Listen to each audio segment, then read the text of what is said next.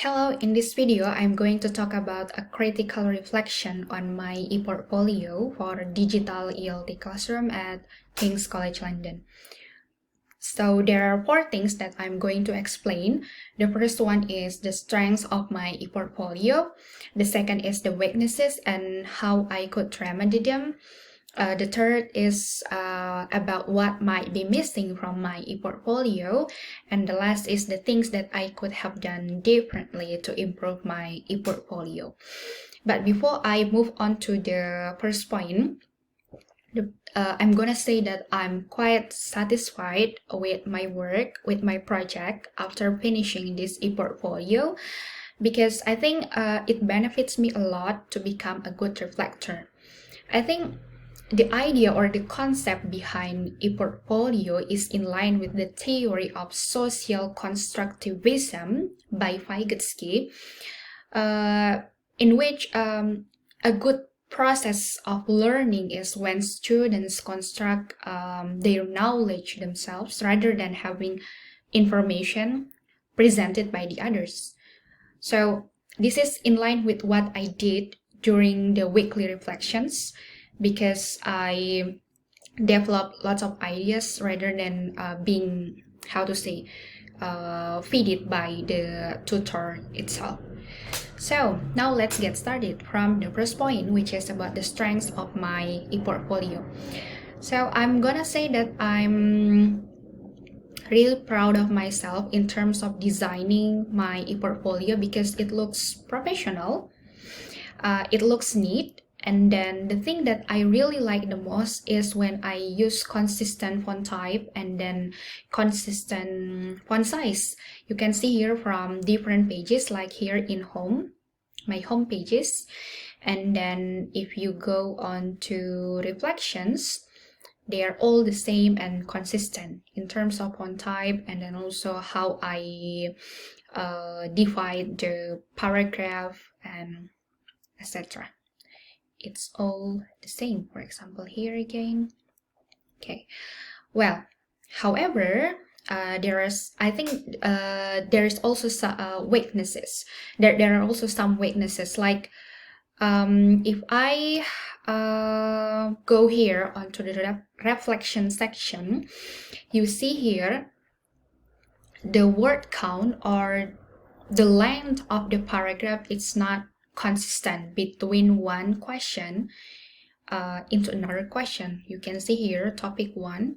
There are 3 paragraphs in question number 1, but here on the last question I only got 2 paragraphs. So the word count or the amount of information is not equal, it's not consistent all the time, especially when I open this week 2.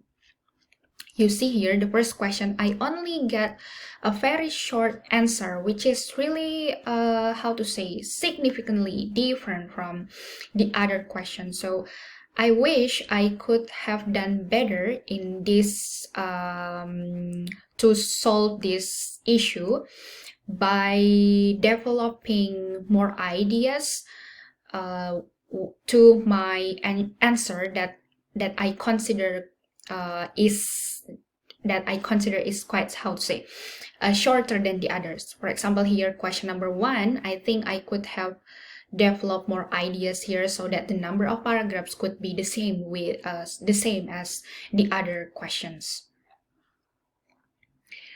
Well, that's about the weaknesses. And then the next point is about what might be missing from my e-portfolio.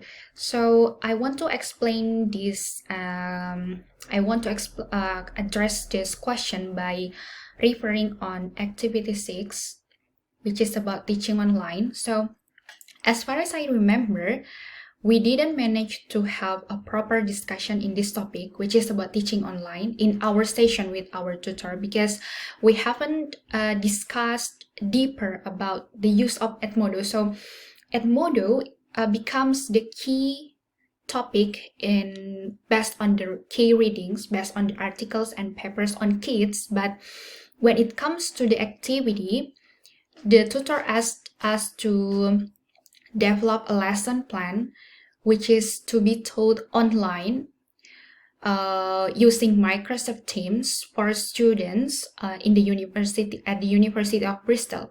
And then the topic is writing. I think something missing from this topic is that I cannot see the relationship between Edmodo, because it's not taught deeper during our session, with the activity that is asked by the tutor in this topic. Therefore, the impact is, I think when I design the activity, which is in relation to developing writing a lesson, it could be not what the tutor expect, because of the missing point that I still get confused in this topic. Well, and then moving on to the last point, which is how could I have done things differently. I just want to say that overall, although I'm quite satisfied with my project here, I think I could have made my ePortfolio to be more user-friendly. What I mean by user-friendly here is that, for example, by probably creating buttons to navigate the users when they look at my ePortfolio, when they explore my ePortfolio, without going back and forth, so that it becomes easier for them. It helps them to navigate the cursor, so that they can move easily between one page to another page. And then the things that I could have done differently is in terms of which color looks together.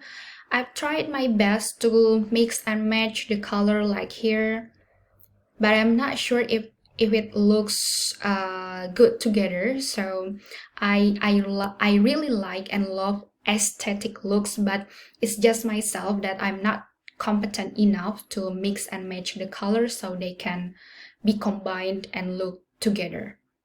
So yeah, that's all I think for my reflection in this video. Thank you.